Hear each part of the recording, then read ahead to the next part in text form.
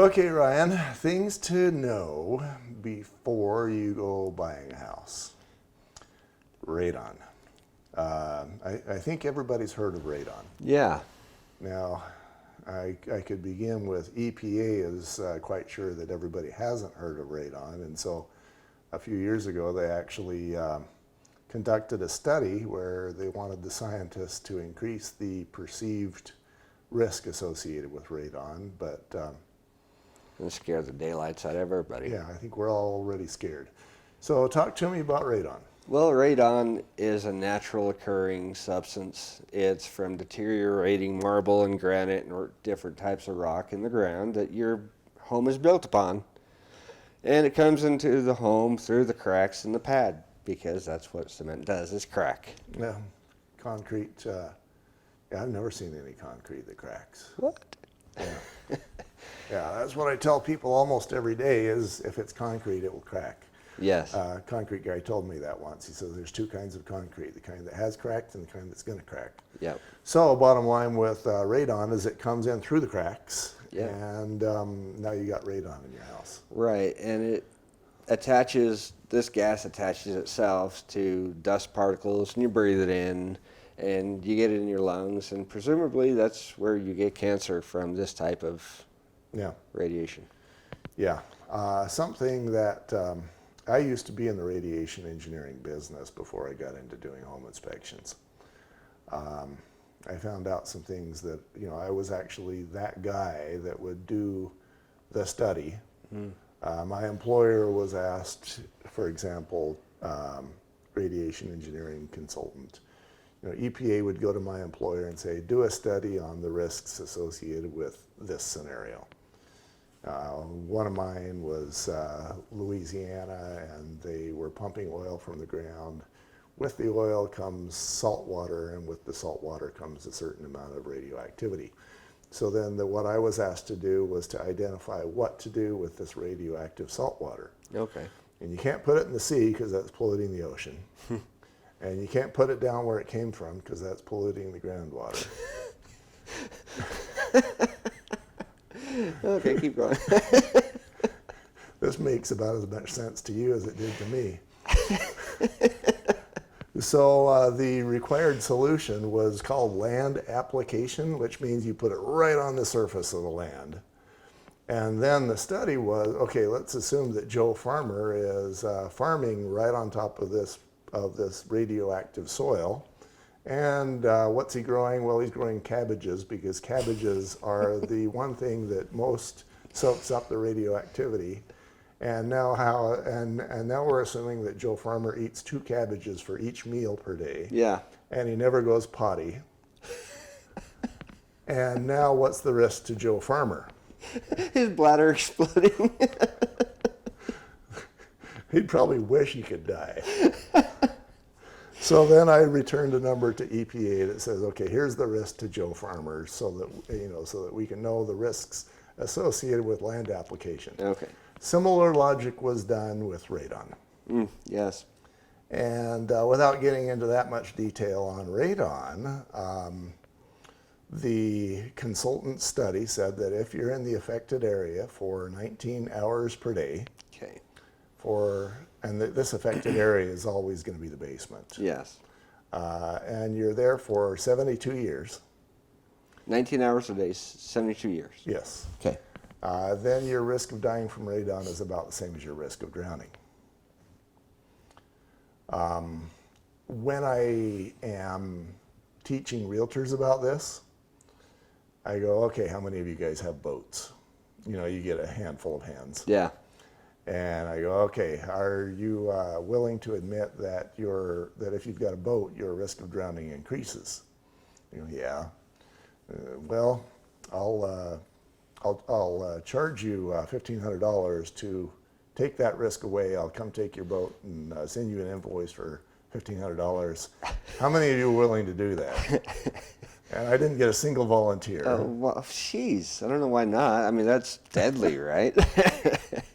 So then, since that time, EPA has said, we want the number to increase so that there's more perceived risk. So then they said, okay, now you're in that room for 24 hours per day, for 72 years, and it's dusty, and the dust is being continually cycled through the air, and the radon particles are falling on the dust, and you're breathing that dust in, but you never breathe it out. And now the risk is double that. So, you know, I try not to express an opinion about radon, Uh-huh. but you can draw your own. That's pretty easy to draw your own conclusion. Yes. Yeah. So, a little bit of background. Radon is a colorless, odorless radioactive gas. Yes. Decay daughter of uranium and radium, which are often found in, like you mentioned, granite. And it comes into the house, and in many cases it comes into the house through the concrete cracks. And it's usually drawn in there because the house has a vacuum. For example, if there's a bathroom fan on, or a fireplace that's venting, or a dryer, clothes dryer, anything that's causing air to leave, the house is saying, hey, I need replacement air. And so it's going to be pulling radon from the slab. And mind you, almost every home has a vacuum, so don't think you're out of it. yeah, everyone does. And so, you know, if you got that basement, outdoor air is 1 picocurie per liter-ish. Inside the house, if it gets beyond 4, then EPA says you should take steps. But we all know how that is. Yes, that goes back to what I was talking about earlier. Yeah. So, good knowledge, Garth. So really, what level do you think the people should be concerned about? Well, let me answer that very indirectly. I did an inspection for an airline pilot who was very concerned about radon. And I told him that based on my knowledge from back when I was, you know, the radiation engineer, a single cross-country flight gives you as much radiation dose, not radon dose, but radiation dose, as if you were living 24/7 at 10 for a year. And so now he's less concerned about radon and more concerned about his profession. And I wonder what happens to all these pilots. So I could get into the science and you know, the cohorts and you know, there's one study that everything funnels back to, and I could get into the dirty details of that, but I don't think we'll do that. So really, they can't take the cancer, cut it in half, and say, well, that cancer is from A, or that cancer is from B. So it could be from the, let's say, the meth home you lived in for 5 years, or the asbestos. the asbestos, or the paint you were sniffing from when you were a child, or Cigarettes. Secondhand cigarettes. Yeah. It's actually interesting. They divided out radon deaths into 2 categories. One is radon if you're smoking, and one if you're not. And of course, if you're smoking, there's going to be a higher rate. That's kind of. They had to do a study on this. Yes. Yeah, and of course we have orders of magnitude different, but anyway. So, but still, I guess for you, the home buyer, it's important to know that it's important to have radon on your radar. Yeah. That sounds like a title of an article. Yeah. Because if for no other reason, then you're going to sell the home someday. Oh, yeah. And if the next buyer finds radar in your home, you get to pay the bill. If it's a regular size home, that'll be $1,500-ish. Thanks to the EPA. If it's more than that, then it could be $3,000 or more. And so it's good to know.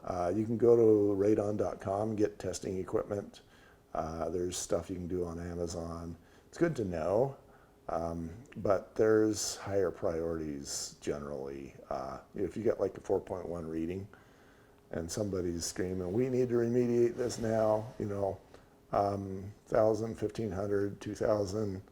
Usually you can spend money in another place and make your family safer another way. Right. Is probably the message that I would have on this one. Definitely. And if you have good ventilation in a crawl space, there's no sense worrying about it either. Yeah, the crawl space can be a pathway in, but if you've got ventilation out there, so your home is sealed and the crawl space is vented, yeah, the air is flowing through, Yeah. and that's what you want. Something else I realized, and nobody else has, I heard anybody else say this, but if you've got a good combustion air Yeah. source in the furnace, you know, that's going to be a much easier pathway for air to get into your house. That's what it's meant for. Yeah, that's exactly what it's meant for. And so if you got your combustion air there and it's not blocked with a pillow like everybody does, then you're in much better shape for... I should have asbestos in mine. That helps. Then the asbestos can come in. What a good idea. I'm good at these good ideas. We'll be right back.